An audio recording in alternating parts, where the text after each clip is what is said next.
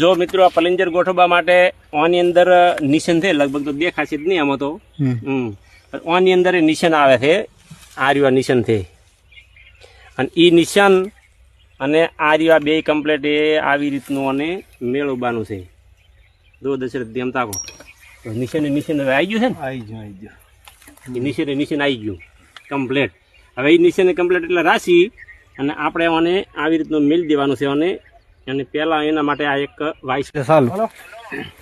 જો અમુક મિત્રને નોઝલ ફિટ કરતા ખબર નહીં પડતી એટલે ઓને ભાઈ બતાવો. આને જો શેરો આવે છે, કન શેરો આવે અને નોઝલ ને પણ અહીં શેરો જ આવે. આ શેરો, આ શેરામાં કઈ રીતે ફિટ કરવાની છે જુઓ. નોઝલ ને આવી રીતની લેવાની અને આ શેરો અને આ શેરો મળવો જોઈએ, ઉલટી આમ ના ફિટ થવી જોઈએ.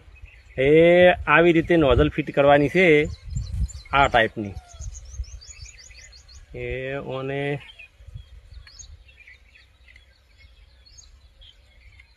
આવી રીતે આમાં હવે બે ખોસામાં આવી ગયું એટલે એને કમ્પ્લીટ નોઝલ ફિટ એને ઈરી થઈ ગઈ છે. પછી ફિટ કરી અને આ ડબ્બી તમારે આવી રીતની વાપરી દેવાની. આવી રીતે નોઝલને ફિટ કરવા માટે એને શેરું મેળવવું પડે. જો ભાઈ આ નોઝલ આપણે નવી સડાઈ છે એટલે આટલું પ્રેશર હોય ને તો મશીન ચાલુ ના થાય. જો એના માટે શું કરવાનું છે, આવી રીતની તમારે ટાઈટ કરવાની છે આવી રીતે. હવે આ છે ને એકદમ આખો બળો ફાડી નાખ્યું તેલને આખું. એ આટલી નોઝલ બોલવી જોઈએ.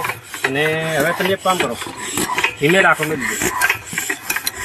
જો મને આ જુઓ અંદર જોઈ ગયો પૂરેપૂરું જો તમારું કમ્પ્લેટ હશે નહીં તો મશીન જો આકાશવાળું બધું છે ને તો આવી રીતે ફેરવે નોઝલ ઉપડવી જોઈએ. આમ રાખો જુઓ, આટલા મશીન આટલા અંડલે ફેરવા નોઝલ આવી રીતની બોલે તો તમારું બધું કમ્પ્લેટ.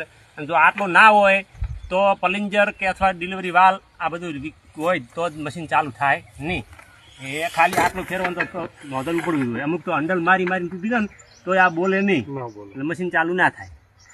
હેડો જય માતાજી હેડો.